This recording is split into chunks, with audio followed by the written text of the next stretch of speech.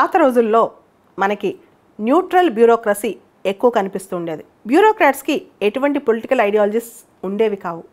వాళ్ళు రూల్స్ ఏం చెప్తున్నాయో, బ్యూరోక్రసీ విధులేంటో, దానికి సంబంధించిన విలువలేంటో ఆ ప్రకారమే పనిచేసుకుంటూ వెళ్ళిపోయేవాళ్ళు.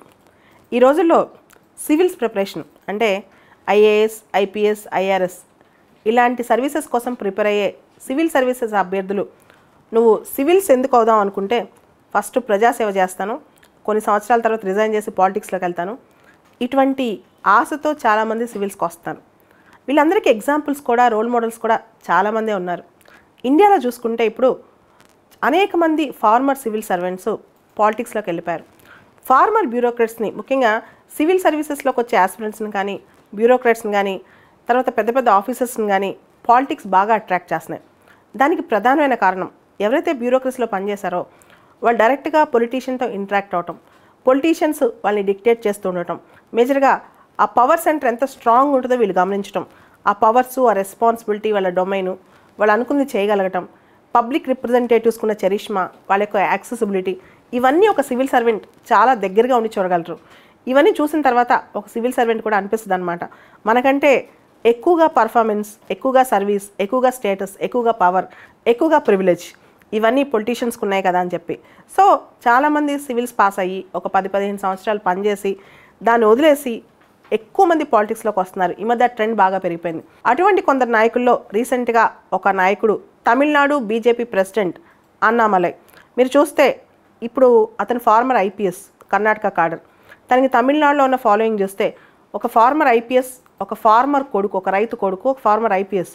ఇతనికి ఉన్న క్రేజ్ చూస్తే చాలామంది అతను రోల్ మోడల్గా తీసుకుంటున్నారు. అలానే మనం ఒరిస్సా చూస్తే వికే పాండ్యన్, ఆయన చాలా ఫేమస్ ఐఏఎస్ ఆఫీసర్.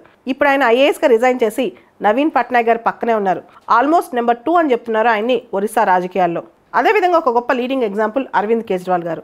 ఆయన ఇండియన్ రెవెన్యూ సర్వీస్ ఆఫీసర్గా చేసి రిజైన్ చేసి పాలిటిక్స్లోకి వచ్చి ఆమ్ ఆద్మీ పార్టీ పెట్టి ఒక దేశాన్ని ఒక ఊపారు. తర్వాత మనం చూస్తే చాలా ఫేమస్ పర్సనాలిటీ, మనందరికీ తెలుసు, చాలామందికి ఆదర్శనీయం, ఇండియాలో ఆయన చాలామంది ఫాలో అవుతుంటారు, జయశంకర్ గారు. ఆయన ఇండియన్ ఫారెన్ సర్వీస్ ఆఫీసర్ అనమాట. ఆయన మినిస్టర్ ఆఫ్ ఎక్స్టర్నల్ అఫైర్స్. ఆయన విదేశీ వ్యవహారాల మంత్రి అయిన తర్వాత చాలామంది గూగుల్లో టాప్ సెర్చ్ చేసిన అంశం ఏంటి తెలుసా? Geo politics. అంటే యువత ఇటువంటి విషయాల్లో కూడా ఎక్కువ ఫోకస్ చేస్తున్నారు. తర్వాత చూస్తే అశ్విన్ వైష్ణవ్, ఆయన కూడా ఫార్మర్ ఐఏఎస్, ఆయన సెంట్రల్ మినిస్టర్గా చేస్తున్నారు. అంతకంటే ముందుగానే మనకు తెలుసు కిరణ్ బేడి గారు, ఫస్ట్ లేడీ ఐపీఎస్ ఆఫీసర్. తను రీసెంట్గా కూడా పుదుచ్చేరి లెఫ్టినెంట్ గవర్నర్గా చేసి రిజైన్ చేశారు. తర్వాత హర్దీప్ సింగ్ పురి గారు, ఆయన కూడా సెంట్రల్ మినిస్టర్, ఆయన former Indian foreign service officer. ఇలా చాలామంది సీనియర్ ఆఫీసర్స్ ఇప్పుడు కొత్తగా వస్తున్న యువత. ఉదాహరణకి షా ఫైజల్ ఉన్నాడు, తను జమ్మూ కాశ్మీర్ నుంచి సివిల్స్ పాస్ అయ్యి చాలా యూత్కి రోల్ మోడల్ అయ్యాడు. తర్వాత Jammu Kashmir people's movement start చేశారనమాట. సివిల్ సర్వెంట్స్కి పాలిటిక్స్ సెంటర్ ఆఫ్ అట్రాక్షన్ కావడానికి కారణాలు అనేకం. మెయిన్గా వాళ్ళు ఒక పవర్ని చూసుంటారు, ఒక స్టేచర్ని చూసుంటారు, ఒక సర్వీస్ చేసే విధానం చూసుంటారు, పాలిటిక్స్లోకి వెళ్తే ఇంకా బెటర్గా చేయొచ్చని ఒక ఆలోచన. రెండోది, వీళ్ళకి ఆల్రెడీ సివిల్ సర్వెంట్గా సొసైటీలో ఒక ఐడెంటిటీ వచ్చి ఉంటుంది అనమాట. వీళ్ళు ఎంతో కొంత పని చేసి ఉంటారు కదా, ఐడెంటిటీ అనేది ఈ కార్డ్ని వాళ్ళు పాలిటిక్స్లో కూడా వాడుకునే వెసులుబాటు కూడా ఉంది కదా.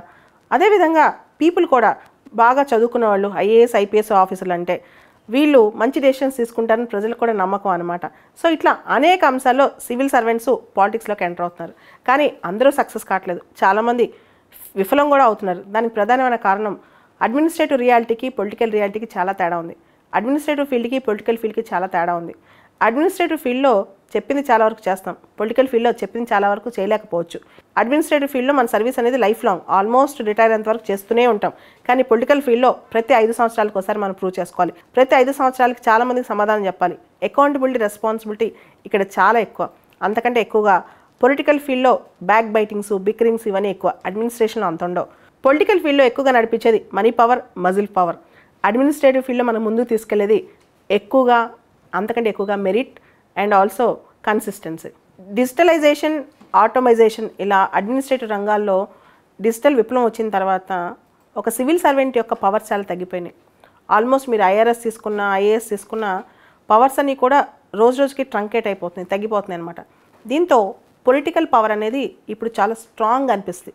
కానీ పొలిటికల్ పవర్ అనేది ఒక ఫ్లూయిడ్ కాన్సెప్ట్ అని ఈ సివిల్ సర్వెంట్స్కి ఎప్పుడు అర్థమవుద్దో తెలుసుకోవాలి.